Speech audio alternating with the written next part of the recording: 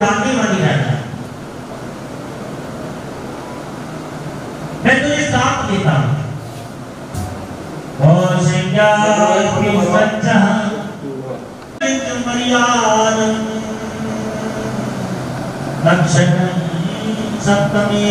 देवता सभी विराजमान थे और सभी देवता उसमें बैठे हुए हैं, लेकिन दक्ष जब प्रजापति आया, प्रजापति में श्रेष्ठ था, आकर के सभी ने प्रणाम किया, लेकिन भोले बाबा ने प्रणाम नहीं किया। और भोले बाबा ने जब प्रणाम इनके लिए नहीं किया है, दक्ष कहने लगा ये मेरा जमाता भी है और मैं प्रजापति में श्रेष्ठ हूँ, ये कैसा मेरा जमाता है, मैंने भूल कर दी जो इसके लिए मेरी कन्या दे दी है, मेरे लिए प्रणाम नहीं किया। मैं श्राप देता हूँ इसके लिए कि आज के बाद में यज्ञ का भाग मिलना बंद हो जाए। बोले गोविंद भगवान की। भवेशीलवताम श्रेष्ठो दक्षो दुहित मत्सला विद्वेष कर्मोदक समादना त्यातमजाम सतीम। ऐसा कहते हैं भगवान भोलेनाथ को श्राप दे दिया। अब भोलेनाथ के गण भी कम कहाँ पड़ते भाई। भगत जी तो बोले जब नहीं बोले, भगत जी के गण है ना वही तैयार बैठे रहते हैं, कब कोई कुछ कह न दे। तो आज भोलेनाथ के गण नंदीश्वर कहने लगे कि तूने मेरे भोले बाबा को श्राप दिया है, अब तू तैयार हो जा, हम तुझे भी श्राप दे रहे हैं। क्या श्राप दिया कि आज जो ब्राह्मण है ना, ब्राह्मण अपने वेदों को बेच करके उधर की पूर्ति की, श्राप दिया था, श्राप था। उसके पश्चात ऐसा कहते हैं फिर भृगु ऋषि ने भी श्राप दिया कि तूने एक ब्राह्मण के श्राप को समस्त ब्राह्मण जाति में बांट दिया। एक ब्राह्मण का श्राप था।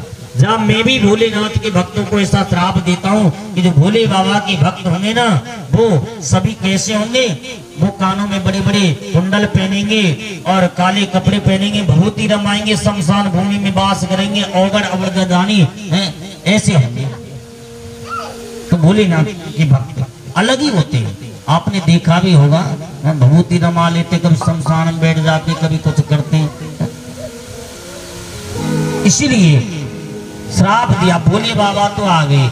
अब दक्ष विचार करता है कि कैसे मैं अपनी बात को पूरी करूं, कैसे यज्ञ मैं उसे नहीं बुलाऊं। तो सबसे पहले भृगु ऋषि की सम्मति से यज्ञ करना प्रारंभ किया।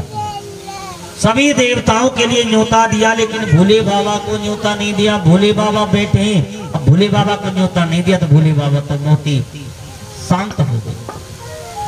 लेकिन उनको पता है। सती कहने लगी महाराज एक बात पूछूं आज आपसे, कि आप पूछिए क्या बात है। कि महाराज ये देवता अपने अपने विमानों में बैठ बैठ करके और देखो कहाँ जा रहे। सती कहने लगी कहाँ जा रहे महाराज जी। सती ये जा रहे हैं, तुम्हारे पिता ने यज्ञ किया है, तुम्हारे पिता ने यज्ञ किया है, उस यज्ञ में भाग लेने के लिए जा रहे हैं। अब सती कहने लगी कि महाराज मेरे पिता यज्ञ करें और मुझे नहीं बुलाएं, ऐसा कभी हो नहीं सकता, क्योंकि मैं सबसे प्यारी पुत्री हूँ अपने पिताजी की। क्यों?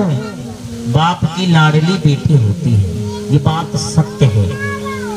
लेकिन जैसे द्वेष हो जाए तो पिता के लिए दुश्मन भी नहीं होती है कोई। अब यहाँ दक्ष को द्वेष है किससे? अपनी पुत्री सती और भोलेनाथ से।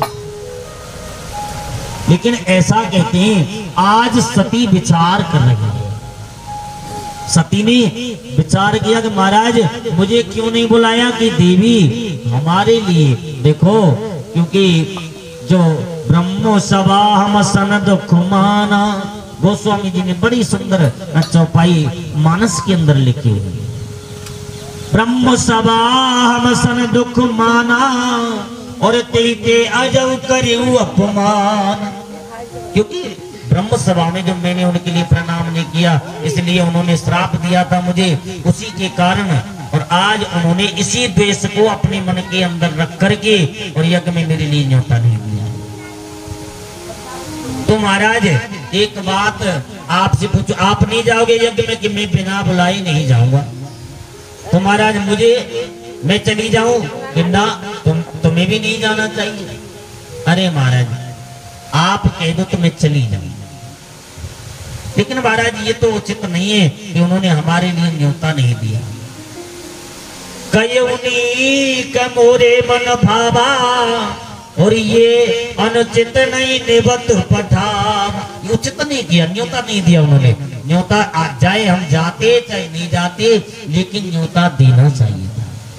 लेकिन चलो कोई बात नहीं, न्योता नहीं देती। न्योता महाराज ऐसा भी तो हो सकता है कि उन्होंने न्योता दिया हो, देखो ध्यान से सुनना,